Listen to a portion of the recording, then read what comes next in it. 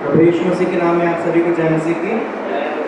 परमेश्वर का धन्यवाद है तो फिर से कि परमेश्वर ने हम सभी को अपने घर में अपनी कलीसिया में एकत्रित करा है ताकि हम लोग परमेश्वर की महिमा करने वाले हो सके। आइए हम लोग अपने स्थानों पर खड़े हो जाएंगे और भजन संहिता 95 साल 95 को हम लोग पढ़ेंगे। भजन संहिता 95 एक मैं पढ़ूँगा और एक आप पढ़ेंगे ऊँचे आवाज़ में।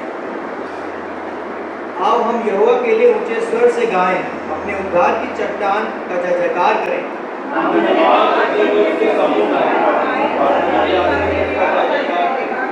क्योंकि यहोवा महान ईश्वर है और सब देवताओं के ऊपर महान राजा है।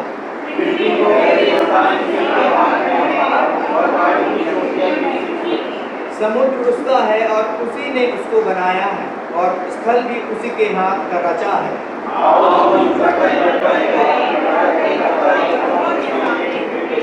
क्योंकि वही हमारा परमेश्वर है और हम उसकी चराई की प्रजा और उसके हाथ के भेड़े हैं। भला होता कि आज तुम उसकी बात सुनते।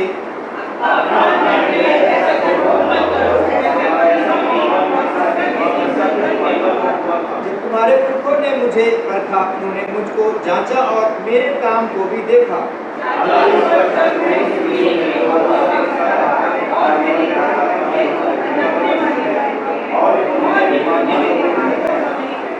इस कारण मैंने क्रोध में आकर शपथ खाई कि ये मेरे विश्राम स्थान में कभी प्रवेश न करने पाएंगे।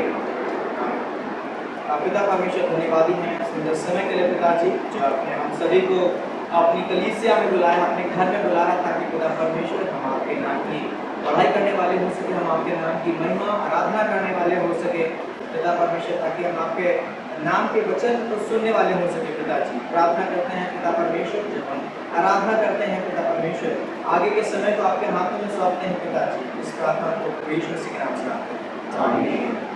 प्रार्थना का समय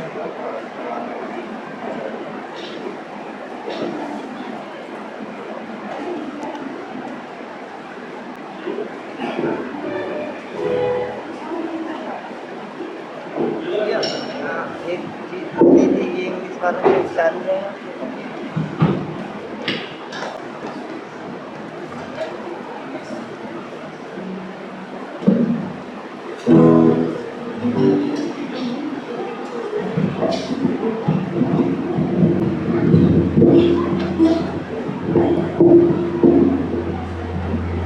यीशु मसीह के नाम में आप सभी को फिर से जय मसीह की। परमेश्वर को धन्यवाद देते हैं कि हम लोग फिर से यहाँ पे एकत्रित हैं ताकि हम लोग परमेश्वर के नाम की महिमा करने वाले लोग। आइए अपने स्थानों पर खड़े हो जाएंगे और अपने महान ईश्वर परमेश्वर की हम लोग आराधना करेंगे। जो पहला जो गीत है हम गाएंगे वो है प्रार्थना करें, प्रार्थना करें।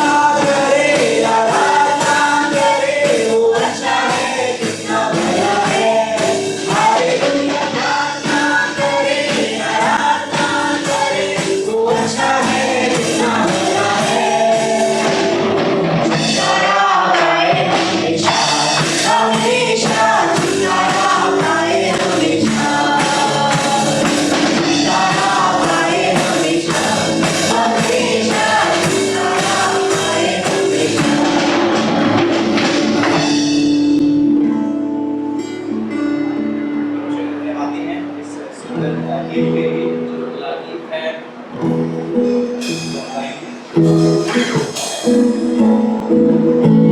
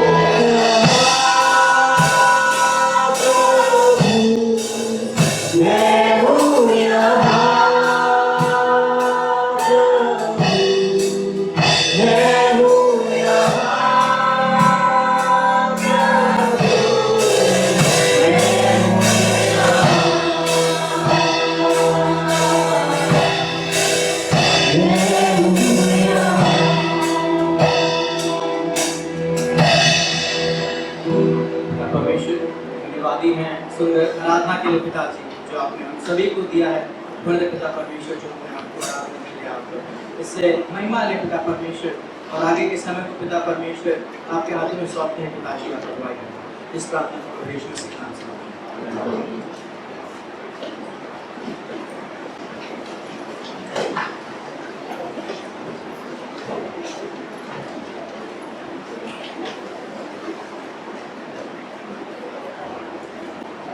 धन्यवाद। परमेश्वर की महिमा हो गीतों के माध्यम से। आप सभी को जय मसीह की। इससे सूचना कुछ इस प्रकार से है। रविवार की प्रत्येक रविवार को प्रातः 8 बजे सभा लगातार होती रहेगी, और आप सभी से अनुरोध है कि आप सभी कलीसिया में उपस्थित हों, आप सभी कलीसिया का भाग बने और परमेश्वर की आराधना, परमेश्वर के भवन में आकर के उसको महिमान्वित करें। यदि आप दिल्ली से बाहर हैं तो आप ऑनलाइन के माध्यम से जुड़ सकते हैं। यदि आप दिल्ली में ही हैं तो आप कोशिश करें कि आप साथ मिलकर संगति करें। ये बड़ा ही सौभाग्य की बात है, परमेश्वर ने हमें ये मौका दिया कि हम लोग एक साथ मिलकर परमेश्वर की महिमा कर सकते हैं। और साथ ही साथ हमारी प्रत्येक दिन की दोपहर की प्रार्थना दोपहर 1:31 तक सोमवार से शनिवार तक होती रहेगी। आप सभी इसमें अवश्य शामिल हो ताकि आपके लिए प्रार्थना की जा सके और हम सब अपने लिए प्रार्थना कर सके, और साथ ही साथ अपने देश के लिए भी हम लोग प्रार्थना कर सकें। तो आप सभी इसमें भाग ले सकते हैं, और ये प्रार्थना ऑनलाइन के माध्यम से है। तो आप सभी इसमें जहाँ पर भी हैं, यदि आप घर में हैं, ऑफिस में हैं, तो आप अपना 15 मिनट निकाल करके जुड़ सकते हैं। और हमारी प्रत्येक दिन की रात्रि की प्रार्थनाएं रात्रि 9 बजे से 9:30 तक होती रहेगी। आप सभी इसमें भी शामिल हो और परमेश्वर की महिमा में प्रार्थना करें, और उससे अपने लिए, अपने देश के लिए और अपने परिवार के लिए हम सब प्रार्थना उसमें कर सकते हैं। इसमें श्रीलंका जिसमें अगुवाई करते हैं, और आप सब भी अपने अपने घरों से जुड़ सकते हैं, क्योंकि यह प्रार्थना भी ऑनलाइन के माध्यम से है। तो आप सभी से अनुरोध है कि आप इसमें जुड़े और प्रार्थना के भागी हों। साथ ही साथ हम परमेश्वर को धन्यवाद करते हैं, लास्ट फ्राइडे को प्रेयर समिट अच्छे से होने पाया, और परमेश्वर की महिमा हो वचन के लिए, संगति के लिए। और यह प्रार्थना लगातार प्रत्येक महीने के दूसरे शुक्रवार को होती रहेगी, और साथ ही साथ आप सबसे भी ये अनुरोध है कि आप इसमें भागी हो और आप इसमें शामिल हो। और यह प्रार्थना शाम के 6 बजे से रात की 10 बजे तक रहेगी। आप सभी इसमें शामिल हो सकते हैं। और कलीसिया की सूचनाएं कुछ इस प्रकार से है कि खान मार्केट गेरदूत की कलीसिया लगातार होती रहेगी, और आप सब भी इसमें शामिल हो सकते हैं। कि आप आना चाहते हैं खान मार्केट गेरदूत में तो आप आ सकते हैं। आप सबका बहुत ही स्वागत है। लेकिन साथ ही साथ ऑनलाइन के माध्यम से भी गेरदूत की सभा होती है शनिवार को, जिसमें पास्टर विनोद जी अगुवाई करते हैं। तो ये बहुत ही अच्छा मौका है कि आप शुक्रवार को भी केयर ग्रुप अटेंड करके शनिवार को भी आप उसमें शामिल हो सकते हैं, और केयर ग्रुप में संगति कर सकते हैं आप, और परमेश्वर के वचन को दोबारा से दोहरा सकते हैं, और परमेश्वर के साथ में संगति हम लोग कर सकते हैं। हम धन्यवाद करते हैं पास्टर आइजैक जी के सर्जरी के लिए, जो कि बहुत ही अच्छे से हुआ। परमेश्वर ने कार्य किया, और सर्जरी का जो कार्य है वो परमेश्वर की अगुवाई में हुआ, और सभी चीज़ें सही हुई। लेकिन लगातार प्रार्थना करते रहे पास्टर आइजैक जी के लिए कि उनका स्वास्थ्य अच्छा रहे, और स्वास्थ्य में परमेश्वर अगुवाई करे, जल्द से जल्द वो ठीक हो सके, रिकवरी हो सकें। और प्रार्थना करते रहें कि जो उनको पेन होता है, दर्द होता है शरीर में, कि परमेश्वर उससे भी राहत दे, और परमेश्वर के नाम की महिमा जो परमेश्वर उनके लिए सेव कर रखी है तो उसे परमेश्वर के माध्यम से ले। हम धन्यवाद करते हैं डॉक्टर उमेश्वर के लिए, उनकी सर्जरी के लिए जो बहुत ही अच्छे तरीके से होने पाई। आप उनके लिए भी प्रार्थना करिए ताकि वो भी अच्छे से ठीक हो सकें और स्वस्थ रहें, और स्वस्थ रह करके परमेश्वर की महिमा को इस्तेमाल हो सकें। और आप लोगों से निवेदन करते हैं कि यदि आप में से कोई भी पहली बार आज इस कलीसिया में आया है तो आप अपने स्थान पे खड़े हो सकते हैं। परमेश्वर के घर में हम सभी आपका ताली बजा करके स्वागत करेंगे। यदि आप कलीसिया पहली बार हैं तो आप अपने स्थान पर खड़े हो सकते हैं, और हम आपके लिए ताली बजाकर स्वागत करेंगे। आपका नाम क्या है भैया? मेरा नाम अजित है, मैं नोएडा से आया हूँ। आपका नाम है? अजित।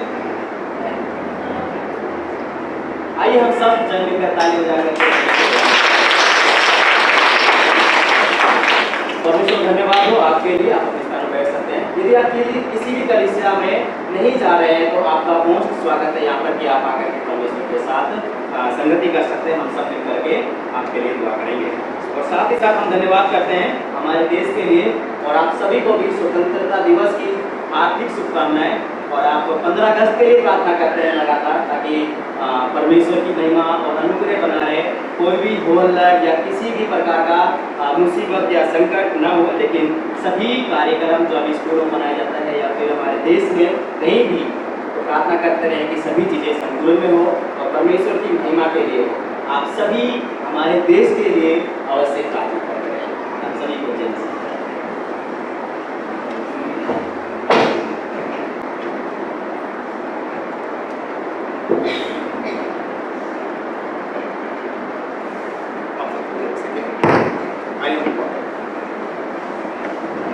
प्रभु हम आपके नाम को धन्यवाद देता हूँ। धन्यवादी है प्रभु आपके किए हुए हर एक कार्य के लिए। धन्यवादी है परमेश्वर की प्रभु आपने बीते सप्ताह में प्रभु जो कार्य किए, प्रभु हम आपके नाम को धन्यवाद देता हूँ। धन्यवाद है परमेश्वर प्रभु पास्टर की सर्जरी के प्रभु। धन्यवाद है प्रभु परमेश्वर की सर्जरी। धन्यवादी है प्रभु चर्च हाउस पार्टी जो चर्च की प्रभु चल रही है प्रभु।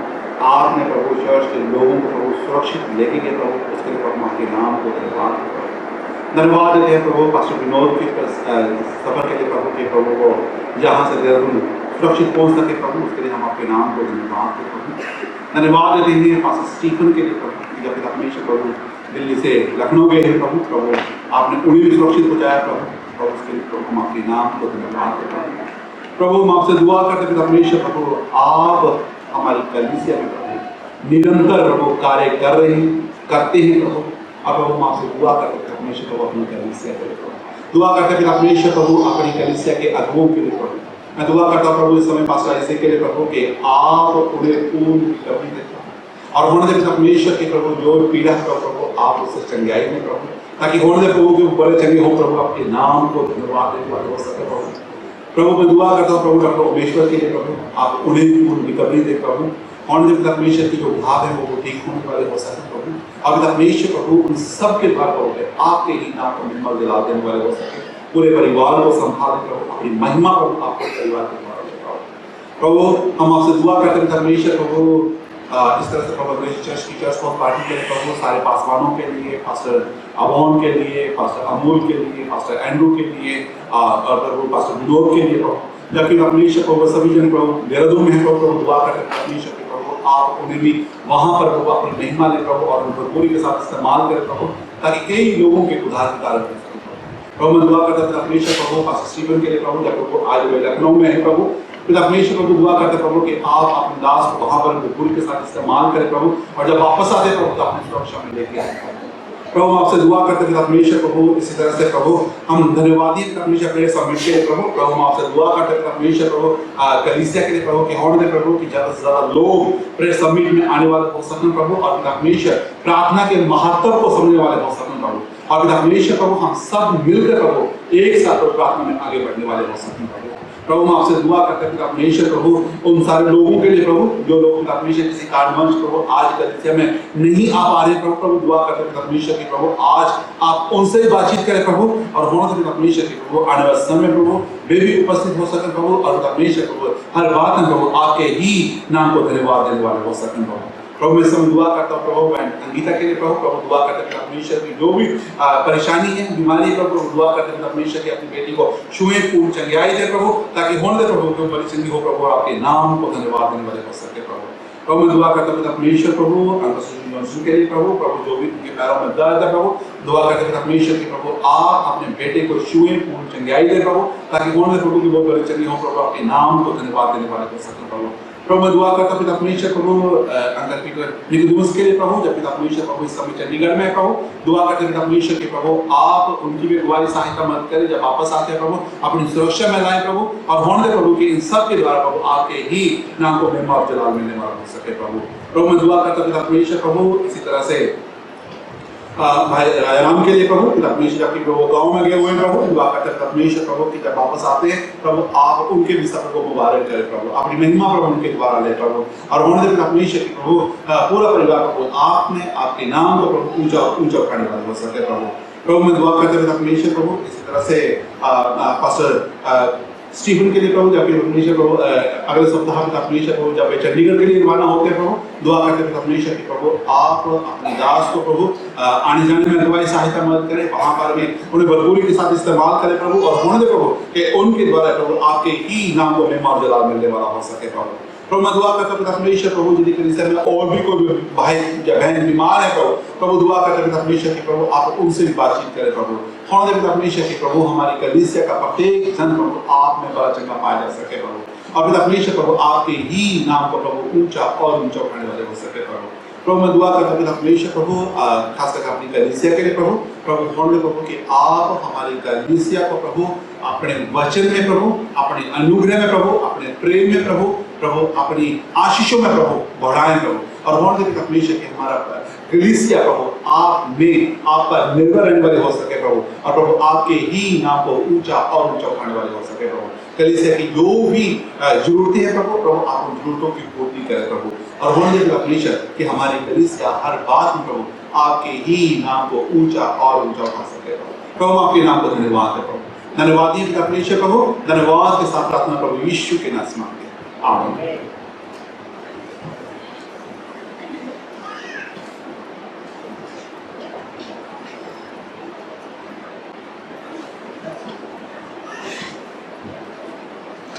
हम सब लोग अपने स्थानों पर खड़े हो जाएंगे और देव की बात को संदेश का पढ़ाएंगे।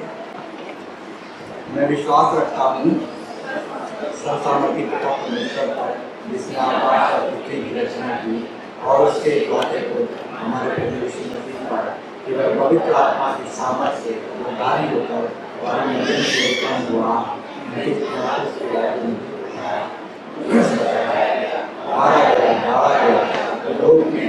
इसलिए आकाश पर चढ़ गया और सर्वसामर्थी पिता परमेश्वर के दाहिने हाथ बैठा है जहाँ से जीतों और मृतों का न्याय करने के लिए आया। मैं विश्वास करता हूँ पवित्र आत्मा पर सत्य की मृत्यु पर सत्य की स्मृति पर आपको की क्षमा देखे और अनंत जीवन आमीन। हम लोग अपने साथ बैठे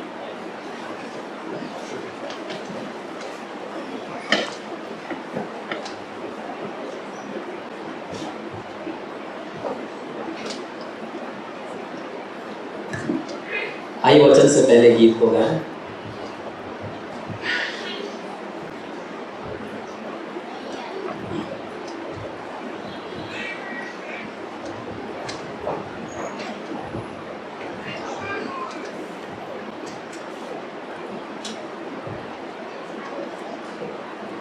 आइए हम अपने स्थानों पर खड़े हो जाएंगे और वचन के लिए तैयार हो सकते हैं।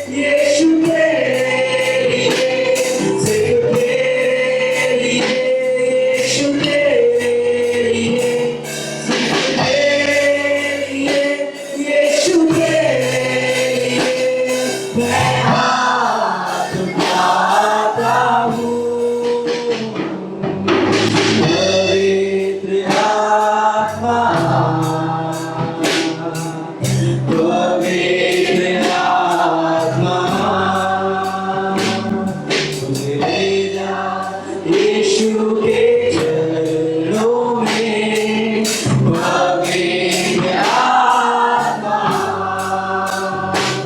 सिर्फ तेरे लिए यीशु तेरे लिए सिर्फ तेरे लिए यीशु तेरे लिए सिर्फ तेरे लिए यीशु तेरे लिए मैं हाथ उठाता हूँ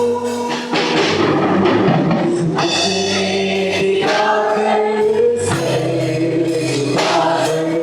हाथ उठाता तेरे लिए जिसने दिखाकर सर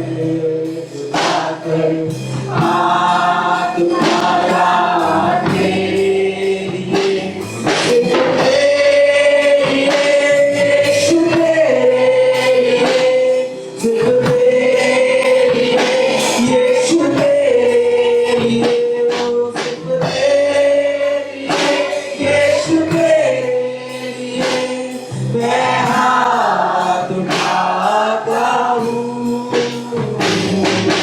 पवित्र आत्मा पवित्र आत्मा मुझे ले जा यीशु के चरणों में पवित्र आत्मा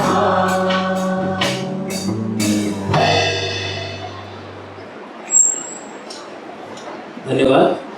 ये समय है जूनियर चर्च के बच्चे अपनी अपनी कक्षाओं में प्रस्थान कर लेंगे और साथ ही साथ यहाँ पर उपस्थित यदि आप किसी के पास बाइबल नहीं है तो अपना हाथ ऊपर कर सकते हैं ताकि वॉलंटियर आकर के बाइबल आपको दे सकें। ओके, यहाँ भी एक उधर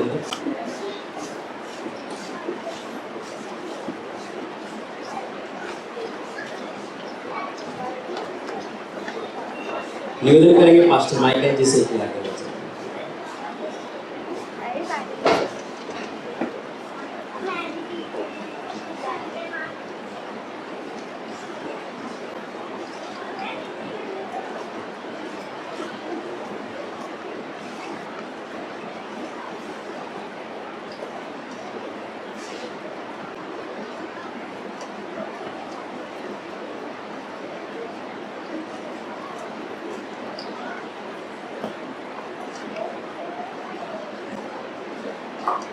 एक बार फिर से आप सभी को जल्दी की आज का जो खंड है पत्रस की पहली पत्री और तीसरा अध्याय वचन 13 से लेकर वचन 17।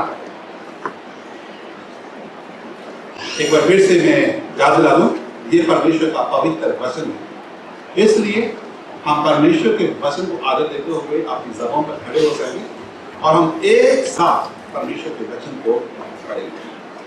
यहाँ पर इस तरह से लिखा हुआ है, और यदि तुम भलाई करने के लिए उत्तेजित रहो तो तुम्हारी बुराई करने वाला फिर कौन? यदि तुम धर्म के कारण दुख भी उठाओ तो धन्य हो, पर लोगों के डराने से मत करो और ना घबराओ, पर मसीह को प्रभु जानकर अपने अपने मन में पवित्र सुनो। जो कोई तुमसे तुम्हारी आशा के विषय में पूछे उसे उत्तर देने के लिए सर्वदा तैयार रहो, पर नम्रता और विवेक के साथ, और विवेक ही शुद्ध रखो, इसलिए कि जिन बातों के विषय में तुम्हारी बदनामी होती है उनके विषय में वे जो मसीह में तुम्हारे अच्छे चाल चलन का अपमान करते हैं लज्जित हो, क्योंकि यदि परमेश्वर की यही इच्छा हो कि तुम भलाई करने के कारण दुख उठाओ तो ये बुराई करने के कारण दुख उठाने से उत्तम है। परमेश्वर के पवित्र वचन में पढ़े जाने सुंदर आशीष हो। आपसे बैठे आइए। प्रभु हम आपके नाम को धन्यवाद देते हैं। धन्यवादी हैं परमेश्वर प्रभु आपके पवित्र वचन के लिए, जो प्रभु आज भी हमसे बातचीत है, जो आज भी प्रभु हमें चिताता है प्रभु, जो आज भी प्रभु हमें इस बात को बताता है जो कमियां हमारे अंदर दिखाई देती हैं। प्रभु हमारी अगुवाई, हमारी सहायता, हमारी मदद। प्रभु आज आप इन वचनों के द्वारा आप हमसे बात करें, ताकि पिता परमेश्वर प्रभु हम सब प्रभु आपके वचन को समझे प्रभु, और आपकी अगुवाई चलने वाले सके। प्रभु हमारी अगुवाई, हमारी सहायता, हमारी मदद प्रभु यीशु के नाम से आमीन। इन दिनों में हम पतरस की पहली पत्री को देखते हैं, और ये पतरस की पत्री का ये चौथा भाग, और चौथे भाग में जब हम हैं, और ये चौथा भाग हमें किस बात को बताता है? यीशु के गवाह के रूप में दुख, यीशु के गवाह के रूप में दुख। जब मैं इस बात को कहता हूं कि यीशु के गवाह के रूप में दुख उठाना, तो वास्तव में क्या कहना चाहता हूं कि यीशु की जो गवाही देना है ना, वो आसान काम नहीं है, आसान काम नहीं है। इसको आप हल्के में ना लें, और यदि इसको आप अपनी सामर्थ्य से करना चाहेंगे तो आप असफल हो जाएंगे। इसलिए आपको जिसकी सामर्थ्य की जरूरत है, तो किसकी सामर्थ्य की जरूरत है? परमेश्वर। इसलिए यदि आप गवाही देते हैं या परमेश्वर के वचन को आप दूसरों के साथ साझा करते हैं, या सुसमाचार करते हैं, या दूसरों को बताते हैं प्रभु यीशु मसीह के बारे में, और यदि आप असफल होते हैं तो आप निराश ना हो, क्योंकि हो सकता है कि ये आप अपनी सामर्थ्य सुना रहे हैं, लेकिन आपको जिसकी सामर्थ्य की जरूरत है तो इसकी परमेश्वर की। इसलिए परमेश्वर की सामर्थ्य के बिना आप ये काम नहीं कर पाएंगे। इसलिए मैंने जो आज का जो हमारा विषय है वो क्या है? सताव के लिए तैयारी। सताव के लिए तैयारी। हो सकता है कि आज का विषय आपको पसंद ना आए, क्योंकि जब मैं कहूं सताव के लिए तैयारी, तो हो सकता है कि आपके मन में आए कि हम तो कलीसिया में इसलिए आते हैं ताकि हमारा जीवन बेहतर हो जाए। हम कलीसिया में इसलिए आते हैं ताकि हम दूसरों से बेहतर हो जाएं। हम कलीसिया में इसलिए आते हैं क्योंकि हम आशीषों को चाहते हैं। लेकिन परमेश्वर का वचन तो कुछ हमें और ही बता रहा है। जब हम आज के खंड को देखते हैं तो आज का खंड क्या कहता है? वचन 14 में क्या कहता है? यदि तुम धर्म के कारण दुख भी उठाओ तो धन्य हो। वचन 17 में इसी बात को कहता है, क्योंकि यदि परमेश्वर की यही इच्छा हो कि तुम भलाई करने के कारण दुख उठाओ, तो ये बुराई करने के कारण दुख उठाने से उत्तम है। तब आप कहेंगे प्रभु यीशु मसीह ने तो कहा है कि जो कोई मेरे पीछे आए तो क्या होगा? सब कुछ उसको मिल जाएगा, आरामदायक जीवन हो जाएगा। लेकिन ये तो कुछ हमें एक अलग ही दिशा में लेके जा रहा है। लेकिन प्रभु यीशु मसीह ने ये भी कहा, जो कोई मेरे पीछे आना चाहे वो क्या करे? अपना क्रूस उठाए और मेरे पीछे। क्या प्रभु यीशु मसीह के पीछे जो चल रहे हैं, क्या हम दुख उठा रहे हैं? यदि नहीं तो आज का खंड हमें क्या करना चाह रहा है? प्रोत्साहित करना चाह रहा है, ताकि हम जब दुखों में से होकर गुजरे, जब हम पीड़ाओं में से होकर गुजरे, जब हम मुश्किल घड़ियों में से होकर गुजरे, तो हम घबराएं ना। मैं आपको बताना चाहता हूं, ये पत्री किनको लिखी जा रही है? उन विश्वासियों को जो ऑलरेडी सताए जा रहे हैं, उनको प्रोत्साहित किया जा रहा है। पतरस उनको इस पत्री के द्वारा क्या कर रहा है? प्रोत्साहित कर रहा है, इसलिए ताकि वो इस बात को जान जाए कि हमारा भरोसा किस पर है? परमेश्वर। हमारा भरोसा परमेश्वर है और हमें परमेश्वर के अनुसार चलने की जरूरत है। अब प्रश्न आता है कि क्या आपने सताव के लिए तैयारी की? तब आप में से कोई मुझे कहेंगे, कई लोग मुझसे कहेंगे कि आप क्या बात कर रहे हैं। सताव के लिए हम कलीसिया में या चर्च में इसलिए आते हैं कि हमारा जीवन आसानी से चले, बेहतर हो जाए। और आप क्या कहते हैं? हाँ, मैं सही कह रहा हूं। आपके मनों में कई तरह की बातें आ रही होंगी, लेकिन मैं जो आज आपको इसी विषय में लेके जाना चाहता हूं। जब हम आज के खंड को देखते हैं तो यहां पर बार बार सताव के बारे में बताया गया है, इसलिए मैंने ये विषय रखा कि हम सताव के बारे में हमें जानने की जरूरत है, क्योंकि परमेश्वर ने इसको इस तरह से सुसज्जित किया है कि जब हम दुखों में से होकर जाएं तो हम क्या है? आनंदित हो। हम प्रेरितों के काम में 5वां अध्याय वचन 40 और 41 में देखते हैं, जब प्रेरितों को पकड़ लिया जाता है और उसके बाद उनको मारा जाता है, तब वो क्या कहते हैं? लिखा है, तब उन्होंने उसकी बात मान ली और प्रेरितों को बुलाकर पिटवाया और ये आज्ञा देकर छोड़ दिया कि यीशु के नाम से फिर बातें न करना। वे इस बात से आनंदित होकर महासभा के सामने से चले गए कि हम उसके नाम के लिए निरादर होने के योग्य थे। लेकिन जो गैर मसीही लोग वे इसके बारे में नहीं जानते, क्योंकि हम मसीहियों के लिए जो सताव है वो क्या है? आम बात है। हम मसीहियों के लिए, यदि हम मसीही लोग या विश्वासी लोग यदि सताए जा रहे हैं तो उनके लिए क्या है? आम बात है। उनके लिए नॉर्मल जीवन, नॉर्मल लाइफ।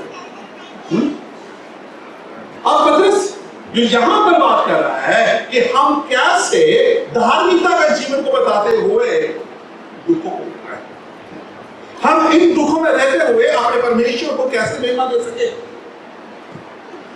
हम मसीह के लिए अपने आप को दुखों में या सताव के लिए कैसे तैयार करें। जब हम मसीह दुखों में से होकर जाते हैं तब हम अपने परमेश्वर की सामर्थ्य को देख पाते हैं, तब हम इस बात को जान पाते हैं कि हमारा परमेश्वर ऐसी परिस्थिति में से भी हमें निकाल सकता है। हमारा परमेश्वर जो है हमें ऐसे में भी सामर्थ्य,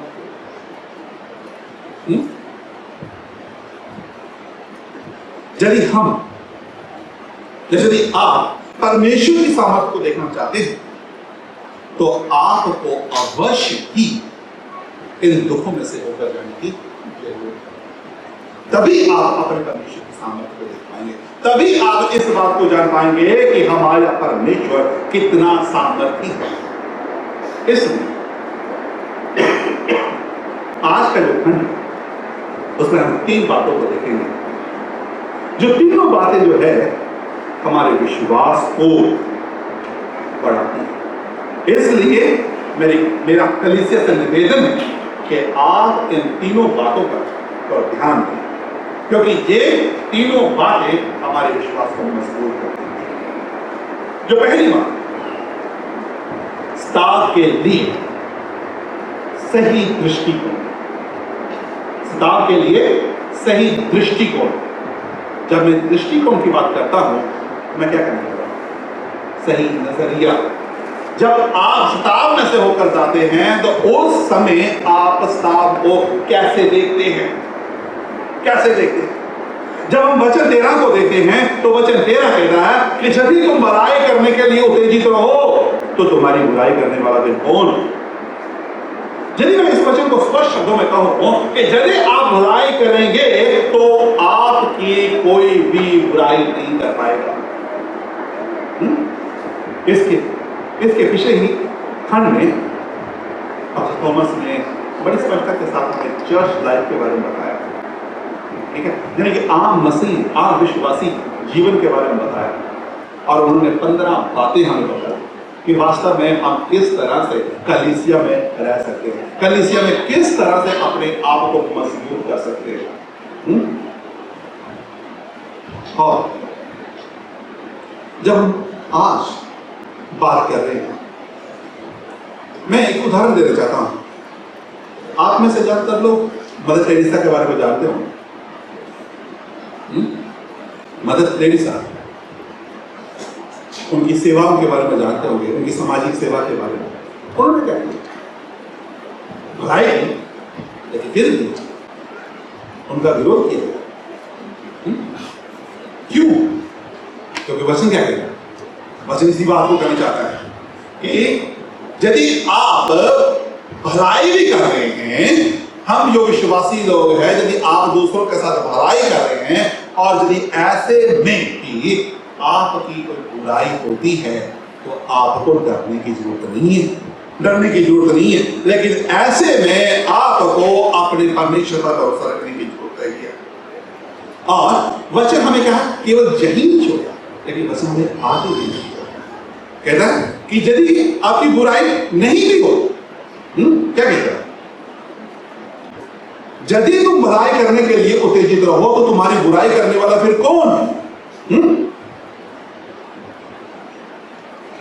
कहने का भाव क्या है कि यदि ऐसे में आपकी बुराई नहीं भी हो रही है, तो भी आपको डरने की जरूरत नहीं है। आइए मेरे साथ रोमियो की पत्र, उसका 8वां अध्याय, वचन 31-32 क्या कहता है? सो हम इन बातों के विषय में क्या कहें? यदि परमेश्वर हमारी ओर है, तो हमारा विरोधी कौन हो सकता है? जिसने अपने निज पुत्र को भी न छोड़ा, परंतु उसे हम सब के लिए दे दिया, कि उसके साथ हमें और सब कुछ पूरा देगा। परमेश्वर के चुने हुओं पर दोष कौन लगाएगा? परमेश्वर वे है जो उनको यहां पर पौलुस इस बात को नहीं कह रहा है कि सभी मसीही दुख उठाएंगे, और वे ये भी नहीं कहता कि जब तक हम इस जमीन पर हैं तो हम दुखों का सामना नहीं कर पाएंगे। उन सब का मसीहियों के सामने सम्मान, उन सब को, इन मसीहियों के सम्मान क्या करना पड़ेगा? दुखों का सामना करना पड़ सकता है। लेकिन जो हमें जिस चीज को जानने की जरूरत है कि हमारा दृष्टिकोण, हम इस साथ को किस दृष्टिकोण से देखते हैं।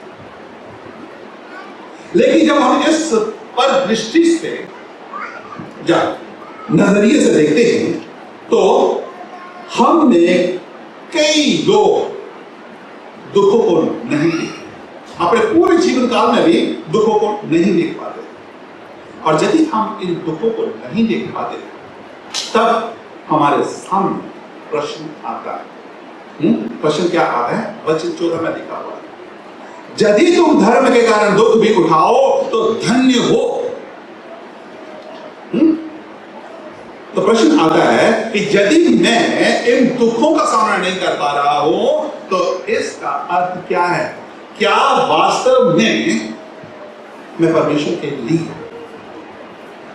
दुख यदि नहीं उठा रहा हूं, तो क्या मेरा रिश्ता मेरे परमेश्वर के साथ सही है या नहीं? यूहन्ना रचित सुसमाचार में प्रभु यीशु मसीह ने इस बात को बताया, और पहला यूहन्ना 5वें अध्याय भी इस चीज को बताया गया है। क्या कहता है? कहता है कि जो लोग संसार से प्रेम करते थे, वो लोग क्या करते हैं? परमेश्वर से प्रेम नहीं करते। और लोग जो परमेश्वर से प्रेम करते हैं, वो क्या है? संसार से अलग। क्यों? क्योंकि यदि आप संसार में रहते हुए परमेश्वर पर विश्वास करते हैं, तो लोग क्या करेंगे? आपका विरोध करेंगे। क्यों?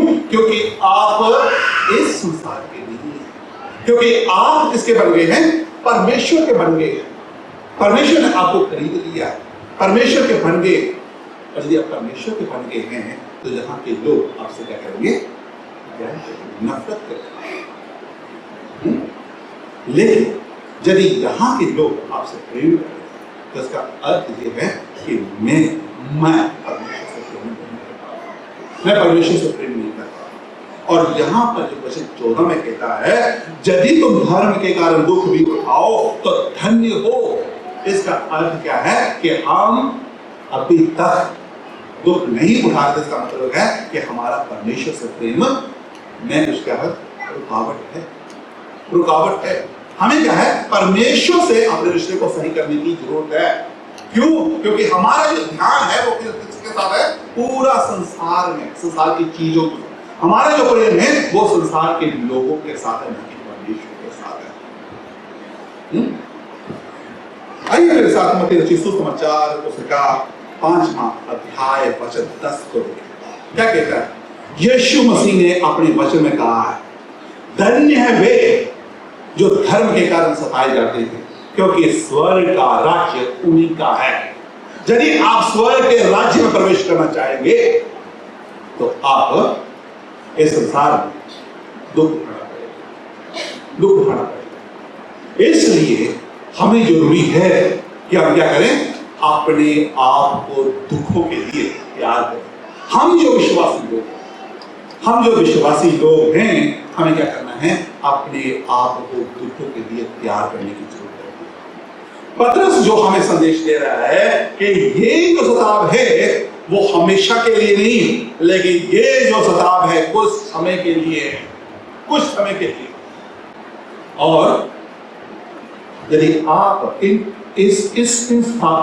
सताव को या इन दुखों को कुछ समय के लिए सहते हैं तो आपके लिए हमेशा का जीवन, बहुतायत का जीवन, अनंत काल का जीवन आपको सुखों से भरा हुआ है। कई बार हमारा जो दृष्टिकोण होता है कि हम परमेश्वर की संतान हैं, परमेश्वर ने हमें अपनी संतान बना दिया है, परमेश्वर जो स्वर्ग और पृथ्वी का मालिक है, हम उसकी संतान हैं। यदि हम उसकी संतान है तो हम दुखों में से क्यों होकर जाएं? लेकिन परमेश्वर के वचन पर बोल, यदि परमेश्वर अपने इकलौते पुत्र को इन दुखों में से होकर ले जा सकता है तो आपको, यदि परमेश्वर का इकलौता पुत्र दुखों में से होकर जा सकता है तो हम क्यों नहीं? परमेश्वर यदि आपको दुखों में से होकर लेके जा रहा है तो इसका अर्थ यह है कि परमेश्वर आपको नम्र बनाना चाह रहा है, हलीम करना चाह रहा है। किस लिए? अपने पुत्र के समान। इसलिए यदि आप उसके पुत्रों के समान बनना चाहते हैं तो आपको इन दुखों में से होकर जाने की जरूरत है। कई बार हम सोचते हैं कि परमेश्वर हमें इन दुखों में से होकर क्यों लेके जाना चाहता है? तो मैं आपको बताना चाहता हूं, परमेश्वर आज भी सिंहासन पर बैठा हुआ है, आज भी सिंहासन पर बैठा हुआ है और वो सिंहासन पर बैठकर आराम नहीं कर रहा है। लेकिन यदि आपको दुखों में से होकर लेकर जा रहा है तो इसका अर्थ ये है कि परमेश्वर आपके जीवन में कुछ काम करना चाह रहा है, कुछ आपके जीवन में काम करना चाह रहा है, कुछ आपको दिखाना चाह रहा है। परमेश्वर आपके जीवन को परिवर्तित करना चाह रहा है, बदलना चाह रहा है। इसलिए आपको अपने दुखों में से होकर निकालना चाहिए। इसलिए मैंने कहा कि आपका सही दृष्टिकोण होना बहुत जरूरी है, बहुत जरूरी है। जब आपको परमेश्वर दुखों में से या सताव में से होकर लेके जाता है तो उसके पीछे परमेश्वर का एक उद्देश्य है। उदाहरण के लिए जब हम इजरायलियों को देखते हैं तो परमेश्वर इजरायलियों को क्या करता है, मिस्र की गुलामी से बड़ी सामर्थ्य के साथ निकाल के ले आता है। वहां पर 10 विपत्तियां लाता है और उसके बाद निकाल के ले आता है और लेके कहां पे जाता है, लाल समुद्र के सामने खड़ा कर देता है। और पीछे क्या करता है, परमेश्वर फिरौन के हृदय को क्या करता है, फिर से क्या होता है, तो उसको कहता है, उत्तेजित करता है, कहता है कि जाओ, और उनको क्या है, वापस ले जाओ। सोचिए जब हम ऐसी घटना को देखें तब हम क्या कहेंगे, ये परमेश्वर की ओर से। लेकिन ये क्या, परमेश्वर ऐसा काम नहीं कर सकता। लेकिन परमेश्वर क्या करता है, ऐसे ही अपने सामने। अगर सोचिए, अगर परमेश्वर को लाल समुद्र में नहीं लेके जाता, लाल समुद्र के सामने खड़ा नहीं करता, तो वो किस तरह से लाल समुद्र को पार करता, क्या वो इस सामर्थ्य को देख पाते कि परमेश्वर समुद्र को भी दो भाग कर सकता है? परमेश्वर अपनी सामर्थ्य को दिखाने के लिए आपको जानबूझकर ऐसे मुश्किल हालातों में से होकर लेके जाता है ताकि आप उसकी सामर्थ्य को देख सकें, ताकि आप उस पद को समझ सके।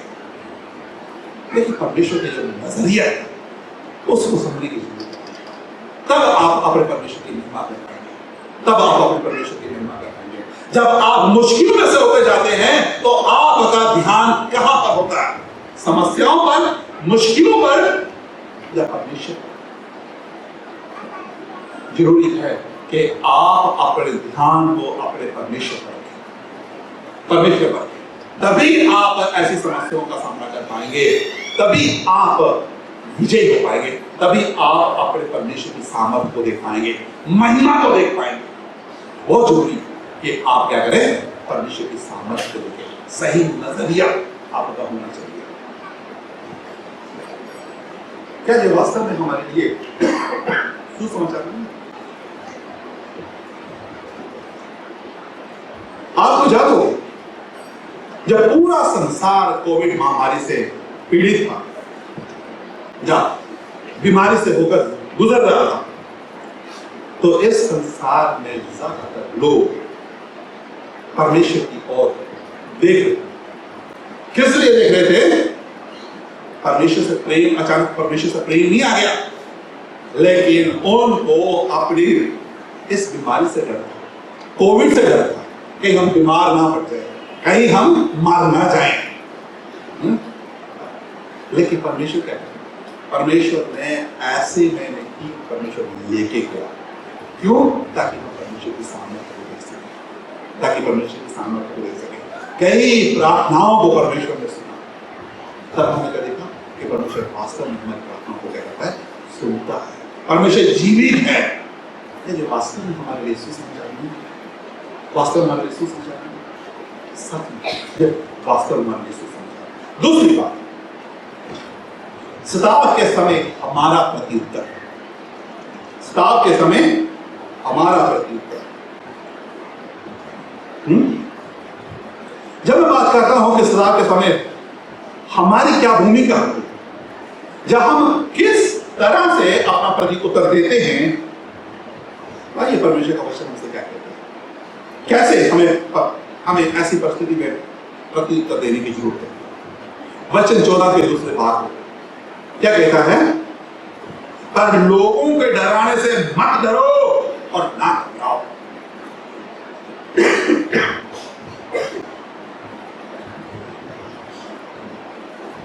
आप मनुष्यों से मत डरो, लेकिन आपको जो डरना है वो किससे डरना है? सिर्फ परमेश्वर से डरने की जरूरत है। जैसे प्रभु यीशु मसीह ने अपने वचन में कहा, मत्ती रचित सुसमाचार 10वां अध्याय वचन 28 क्या कहता है? जो शरीर को घात करते हैं पर आत्मा को घात नहीं कर सकते, उनसे मत डरना। जो आत्मा और शरीर दोनों को नरक में नाश कर सकता है। पतरस भी इसी बात को जहां पर कहता है कि हमें मनुष्य से डरने की जरूरत नहीं है, लेकिन हमें जो डरने की जरूरत है वो किससे डरने की जरूरत है? परमेश्वर से डरने की जरूरत है। परमेश्वर से डरने की जरूरत है, क्योंकि परमेश्वर ही है जिसके हाथ में सब कुछ है। वे चाहे तो हमें मारे, चाहे तो हमें क्या बचाए, ये उसके हाथ में। परमेश्वर ने जितनी आज आपकी लिखी है, जैसे परमेश्वर ने जैसी परिस्थिति में से आपको लेके जाना चाहता है, परमेश्वर आपको लेके जाएगा। निर्भर हम पे करता है क्या हम ऐसी परिस्थिति में विश्वास करेंगे। इसलिए आप ऐसी परिस्थिति में आपको क्या है? मनुष्य से डरने की जरूरत नहीं, लेकिन आपको परमेश्वर से डरने की जरूरत है। वचन 15 हमें और आगे लेके जाता है, लेकिन इससे पहले कि मैं 15वें वचन को देखूं, लेकिन हमें क्या, मैं और थोड़ा आपको इसमें लेके करना चाहता हूं। जब हम नीति वचन उसके 9वें अध्याय और वचन 10वें को देखते हैं तो क्या लिखा है? यहोवा का भय मानना बुद्धि का आरंभ है और परम पवित्र ईश्वर को जानना ही समझ। क्यों मैं परमेश्वर के परमेश्वर का डर मानना है क्योंकि इससे हमें क्या मिलती है? बुद्धि मिलती है। इससे बुद्धि मिलती है और क्या है? इससे हम क्या है? ईश्वर को जान पाते हैं, परमेश्वर को जान पाते हैं, उसकी दया को जान पाते हैं, उसकी सामर्थ को जान पाते हैं। जब हम यशायाह की पुस्तक तो उसके 8वें अध्याय वचन 10, 11, 12, 13 को देखते हैं। वचन 11 में क्या लिखा है? क्योंकि यहोवा दृढ़ता के साथ मुझसे बोला और इन लोगों की सी चाल चलन को मुझे बोला और कहा कि जिस बात को जो लोग राजद्रोह कहे उसको तुम राजद्रोह ना कहना, और जिस बात से डरते हैं उससे तुम ना डरना और ना बेख खाना। सेनाओं के यहोवा जो पवित्र जानना है, उसी का डर मानना और उसी का भय रखना, और वे शर्मसार होगा, परंतु इजराइल के दोनों घरानों के लिए ठोकर का पत्थर और ठेस का चट्टान और यरूशलेम के निवासियों के लिए फंदा और जाग। वचन 4 को जब हम देखते हैं तो जहां पर लिखा हुआ है कि दमिश्क और शमरोन दोनों की संपत्ति को क्या है? लूट कर कौन ले गया? अश्शूर का राजा। और अब यशायाह वहां पर इजराइलियों को कह रहा है कि अश्शूर के राजा को देखकर तुम क्या डरना नहीं। क्यों नहीं डरना? क्योंकि तुम ऐसे परिस्थिति में किसका डर मानना? परमेश्वर का डर मानना। क्योंकि वो समझ रहे थे कि ये बहुत सामर्थी है, अश्शूर का राजा बहुत सामर्थी है और ये क्या कर देगा? हमें ले जाएगा, हमें लूट लेगा, हमें क्या कर देगा? मार देगा। लेकिन ऐसे में परमेश्वर क्या कहता है कि तुम मनुष्य का डर न मानना। अश्शूर के राजा से डरने की जरूरत नहीं है। क्यों?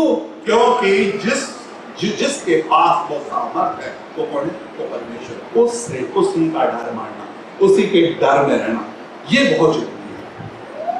और जब हम वचन 15 के पहले भाग को देखते हैं, वहां पर लिखा हुआ है और मसीह को प्रभु जानकर अपने मन में पवित्र समझो।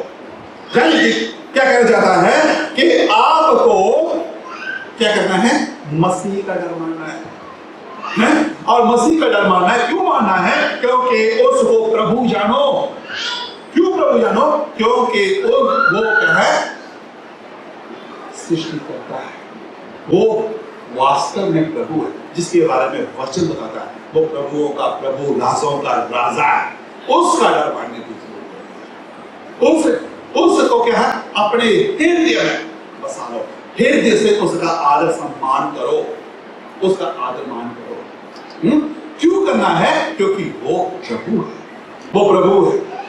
जब आप परमेश्वर के डर में चलेंगे तो ही आप परमेश्वर के सुसमाचार को बांट पाएंगे। यदि आप परमेश्वर के डर में नहीं चलेंगे, इंसान का डर मानेंगे, तो आप दूसरों को सुसमाचार नहीं सुना। इसलिए वो कहता है कि हमें क्या करना है? हमें प्रभु के डर को मानना है। हमें मनुष्य का डर नहीं मानना है, लेकिन हमें प्रभु के डर को मानना है। आगे क्या वचन 15 के दूसरे भाग में क्या कहता है? जो कोई तुमसे तुम्हारी आशा के विषय में कुछ पूछे उसे उत्तर देने के लिए सर्वदा तैयार रहो। प्रश्न, जो कोई तुम्हारी आशा के बारे में पूछे, क्या आज मुझ जब आपसे कोई हमारे विश्वास के बारे में चर्चा करता है कि आप किस पे विश्वास करते हैं, आपकी आशा क्या है? यदि नहीं तो इसका अर्थ क्या है? कि आपने और दूसरों ने कोई भी, क्योंकि जैसे दूसरे चलते हैं वैसे ही आप भी चलते हैं, क्योंकि आपके अंदर कुछ अलग नहीं है। यदि अलग है तो लोग क्या करेंगे? आपसे पूछेंगे, आपकी आशा के बारे में पूछेंगे कि आपकी आशा क्या है, आपकी होप क्या है, आपका विश्वास क्या है। यदि नहीं तो इसका अर्थ कि मेरे अंदर कमी है, मुझे सुधारने की जरूरत है, मुझे अपने आप को सुधारने की जरूरत है। यदि अभी तक मुझसे नहीं पूछा तो इसका अर्थ है कि मुझे मेरे परमेश्वर के पास जाने की जरूरत है। परमेश्वर से पूछने की जरूरत है कि परमेश्वर, लोग मुझसे मेरी आशा पूछने में क्या कारण है कि मैं दूसरों से अलग नहीं हूं? क्या कारण है कि मेरा आज भी मेरा जो जीवन है वो दूसरों के साथ चलती है, अलग नहीं? क्योंकि तभी आपसे लोग पूछेंगे, और जब आपसे लोग पूछेंगे तो आपको क्या करना है? वचन 15 का दूसरा वाक्य कहता है कि जो कोई तुमसे तुम्हारी आशा के विषय में पूछे उसे उत्तर देने के लिए सदा तैयार हो। उत्तर तो तभी दे पाएंगे यदि वो पूछेगा। जरूरी है कि हम अपने आप को दूसरों से अलग करें। अलग करने का मतलब ये नहीं, अलग करने का मतलब ये है कि आप अपने आप को पवित्र करें। क्यों? क्योंकि आप किसकी संतान है? परमेश्वर की संतान है। आपके अंदर परमेश्वर दिखाई देना चाहिए। तभी तो वचन 15 के पहले भाग में कहता है कि पर मसीह को प्रभु जानकर अपने मन में पवित्र समझो, अपने मनों को पवित्र करो। जरूरी, जब पवित्र होगा तभी प्रभु आपके अंदर, आपके मनों में रहेगा, और जब मनों में रहेगा तब लोग आपसे पूछेंगे किसके बारे में? आपकी आशा के बारे में। किस आशा के बारे में? जो आपकी आशा प्रभु पर है कि एक दिन हमारा प्रभु आएगा, हमें यहां से वहां लेकर। यही हमारी आशा है। हमारी आशा ये नहीं है कि हम कोविड से कभी पीड़ित ना होंगे, बीमार नहीं होंगे। हमारी आशा ये नहीं है कि सब कुछ मेरी मुट्ठी में होगा।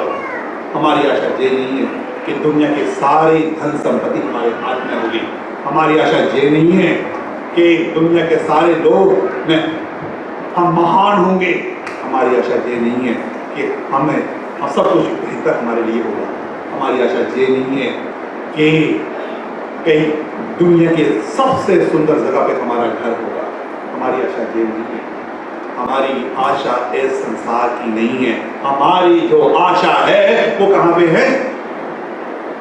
स्वर्ग की आशा है। हमारी आशा जो है हमारी प्रभु यीशु मसीह है। जिसके पास यीशु है उसके पास सब कुछ है। इसलिए यीशु को ले ले, बाकी सारी चीजें कुछ हो।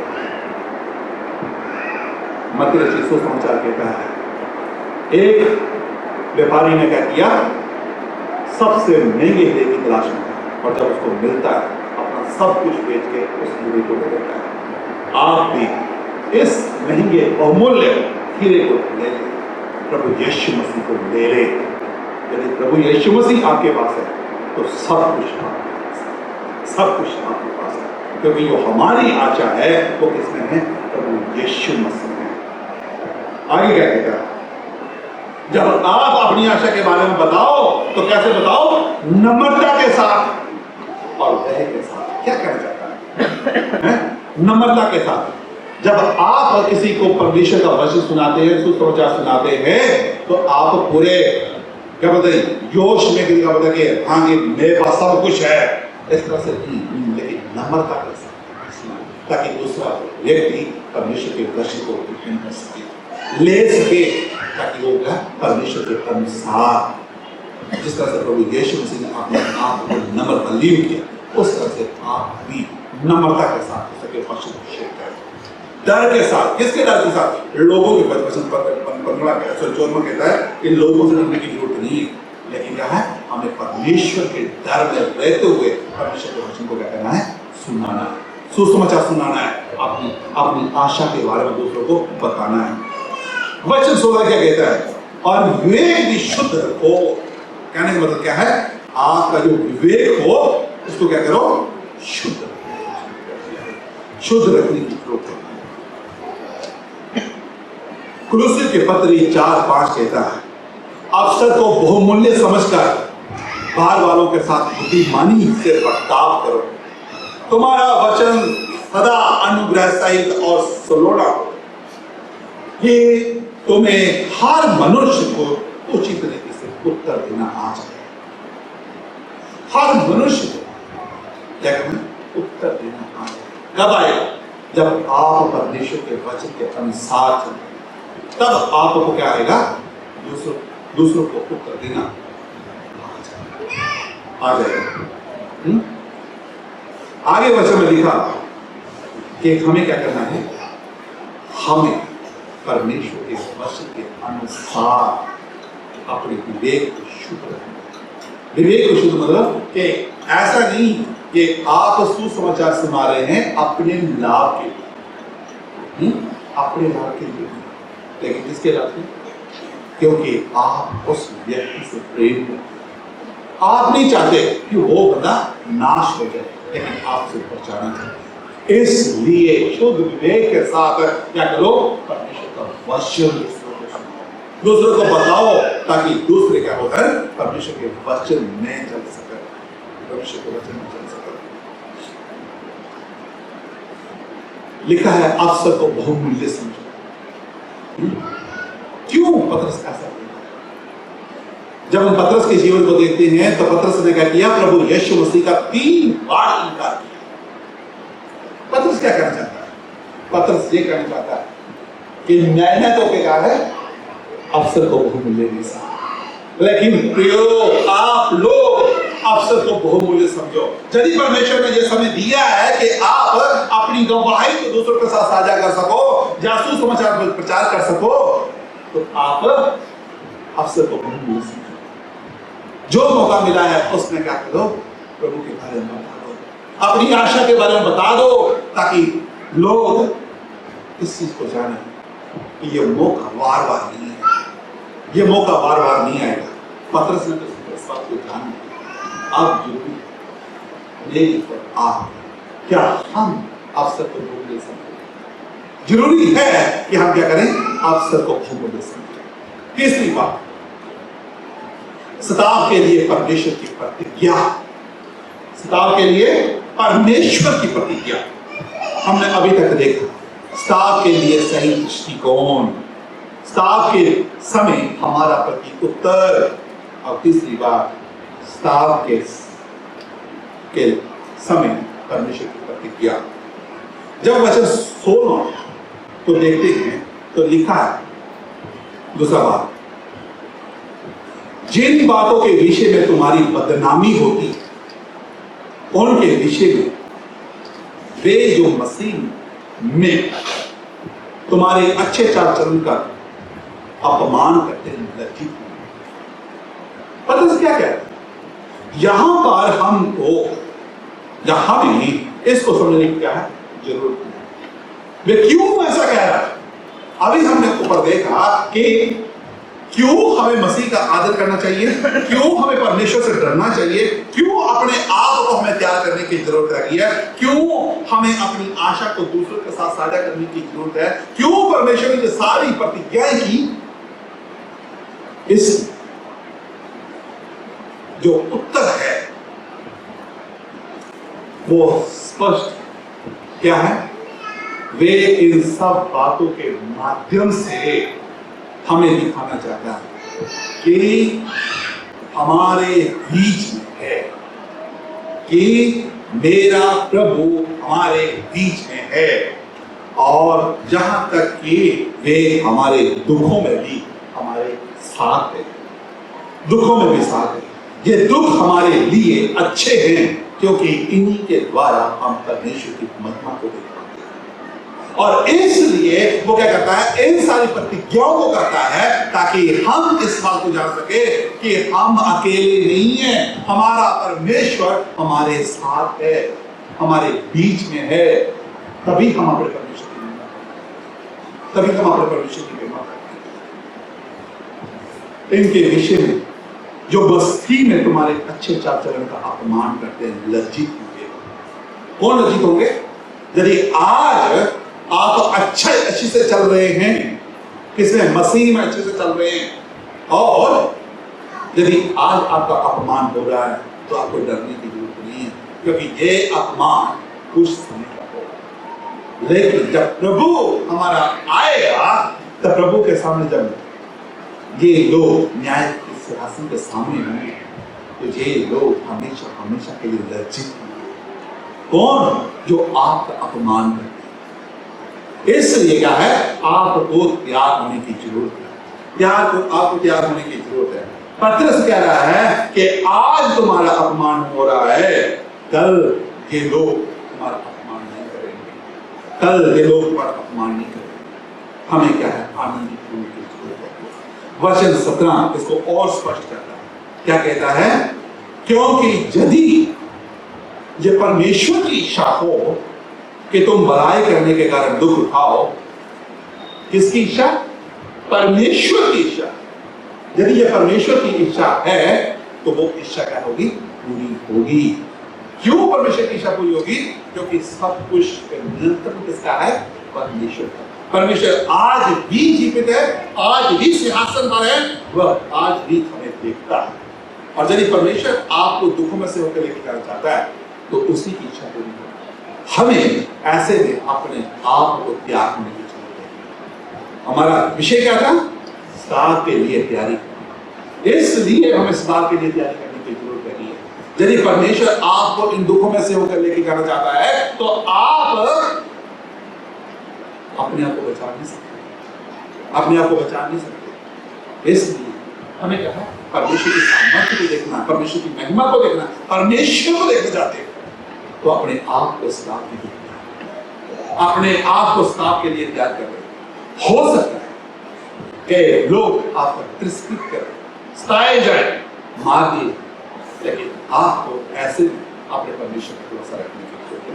क्यों? क्योंकि परमेश्वर है जो हमें क्या ऐसे में संभालता है, ऐसे में संभालता है। पहले जो होना उसका 4:4 में लिखा है, हे बालकों तुम परमेश्वर के हो, तुमने उन पर जय पाई है, क्योंकि जो तुम में है उससे जो संसार में है बड़ा है। वे संसार के हैं, इस कारण संसार की बातें बोलते हैं और संसार उनकी सुनता है। हम परमेश्वर के हैं। जो परमेश्वर को जानता है वे हमारी सुनता है। जो परमेश्वर को नहीं जानता वे हमारी नहीं सुनता। इस प्रकार हमें सत्य की आत्मा और धर्म की आत्मा की पहचान करनी है। इसलिए हमें क्या है? अपने आप को परमेश्वर के हाथ में समर्पित करना। यदि वो हमें इस्लाम में होकर लेके जाना चाहता है तो कोई बात नहीं, हमें अपने आप को। आज हम अपने साथ क्या ले सकते हैं? मसीह के दुखों को सहने के लिए अपने आप को तैयार करें। क्यों करने की जरूरत है? क्योंकि ये परमेश्वर का वचन कह रहा है। वचन कह रहा है, ये मेरे शब्द नहीं, परमेश्वर का वचन कह रहा है। हमें अपने आप को तैयार करने की जरूरत है। क्यों? क्योंकि परमेश्वर हमें अपनी सामर्थ्य को देखना चाहता है। यदि आप दुखों में से होकर जाएं तो आप घबराएं ना, क्योंकि परमेश्वर की सामर्थ्य को आप कभी देख पाएंगे। परमेश्वर की सामर्थ्य को आप कभी देख पाएंगे। यदि पतरस जब जेल में मछली को पकड़ता है और पूरी रात उसे मछली नहीं मिलती और प्रभु उसे कहता है कि जाल को इस तरफ डाल, तो क्या होता है? जाल पूरा मछली से भर जाता है। पूरी रात की मेहनत को क्या है उसने की, लेकिन क्या उसको कुछ नहीं मिला। लेकिन जब उसको ये मछली का जाल भरा हुआ मिलता है तो क्या करता है? प्रभु से कहता है, प्रभु मेरे पास से चला क्योंकि मैं तो प्रभु से कहता है कि आज से तू मनुष्य का मनुष्य को पकड़ने वाला। जरूरी है कि हम क्या करें? मुश्किल घड़ी में अपने परमेश्वर का भरोसा रखें। यही परमेश्वर आपको ऐसी मुश्किलों में से निकालेगा, क्योंकि तब आप सामर्थ्य होंगे, तभी आप अपने परमेश्वर की महिमा करेंगे। क्या ये वास्तव में हमारे लिए सुसमझ आती है? सच में ये हमारे लिए परमेश्वर आपको आशीष दे। आइए हम दुआ। प्रभु हम आपके नाम को धन्यवाद देते हैं। धन्यवादी परमेश्वर प्रभु आपके पवित्र वचन के लिए। कि आज भी प्रभु आपका वचन हमसे बात करे। आज भी प्रभु आपका वचन सामर्थ्य जो हमें सिखाता है, चिताता है, ताकि हम अपने आप को आपके वचन के अनुसार चलने की कोशिश करें।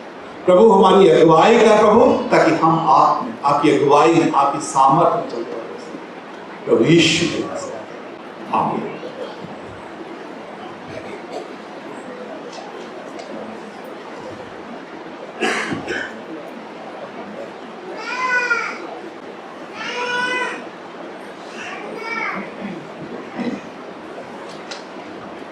धन्यवाद पास्टर जी आज के वचन के लिए। आज हमने जो वचन से देखा, सताव के लिए तैयारी, जो आज का शीर्षक था सताव के लिए तैयारी, और उसमें हमने 3 बातों को सीखा था। सताव के समय हमारा प्रत्युत्तर, दूसरा है सताव के लिए परमेश्वर की प्रतिज्ञा, दूसरा है सताव के समय हमारा प्रत्युत्तर, तीसरा है सताव के लिए परमेश्वर की प्रतिज्ञा। हमने बहुत ही अच्छे तरीके से परमेश्वर के वचन को सुना, अपने जीवन में लागू किया, और अब वो समय है जो परमेश्वर के भवन में भेंट लेकर आए हैं, परमेश्वर के भवन में देंगे। निवेदन करेंगे वर्शिप टीम से हुआ है, गीत गाने में अगुवाई करेंगे, भाई विमल भाई आशीष भेंट लेने में अगुवाई करेंगे।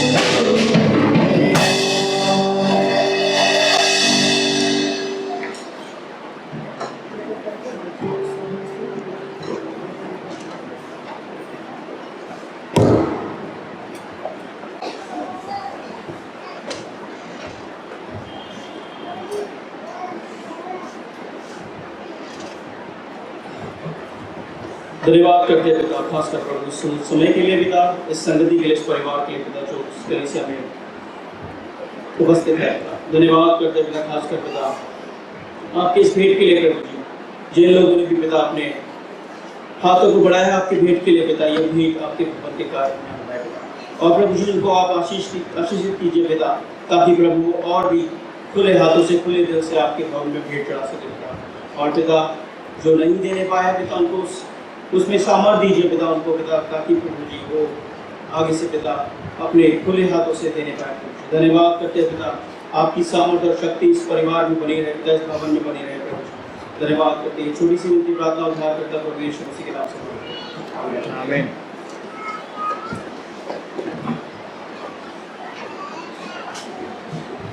आइए हम सब मिलकर परमेश्वर की प्रभु की प्रार्थना को बोले।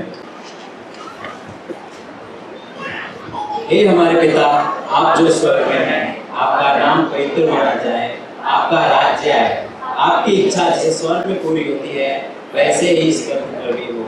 हमारी दिन भर की रोटी आज हमें दे। जिस प्रकार हमने अपने अपराधियों को क्षमा किया है वैसे ही आप भी हमारे अपराधों को क्षमा करें। हमें परीक्षा न मिला तो बुराई से बचा, क्योंकि राज्य, पराक्रम और महिमा सदा आपकी ही। आमीन। बैठ सकते हैं।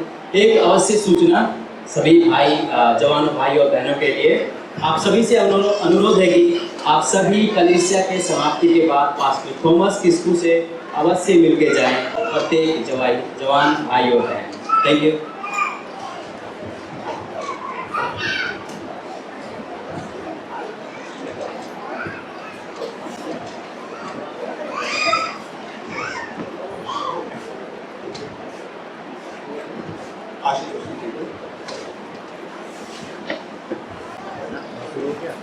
यहाँ पर इस तरह